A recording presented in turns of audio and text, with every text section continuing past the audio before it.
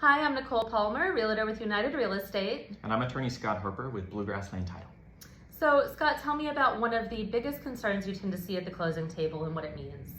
Sure, so there are moments, hopefully they're rare, but there are times when a buyer will go and do a final walkthrough right before their closing, and they will discover an issue that maybe didn't exist up until that point in time. So they come to the closing table and there's this outstanding issue that exists with the house. There's not enough time to get that issue repaired before closing, so how do we deal with that? Yes. The primary answer is going to be an escrow holdback agreement.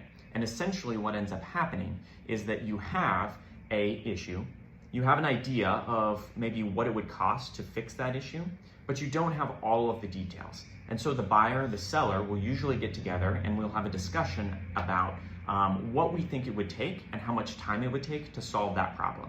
So let's say buyer, seller get together and they say it'll take maybe $800 to solve this problem. Let's go ahead and we will do a $1,000 escrow holdback agreement where we, as the title company, instead of getting all the proceeds that the seller was supposed to get from the sale of their home, they will get everything except $1,000. And we will hold in an escrow account that $1,000 so that the buyer, after closing, can go get the repairs done that need to happen on the property.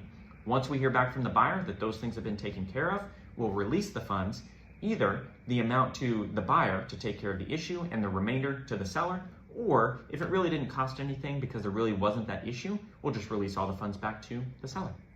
Absolutely. I've definitely seen this happen many times before. Scott, do you see it happen all the time? Yes, more often than I'd prefer. Yes, absolutely. So this is a common concern. Hope we could provide you some education today on what that kind of looks like, and we'll hope to see you soon on your real estate journey. That's right. Thanks so much.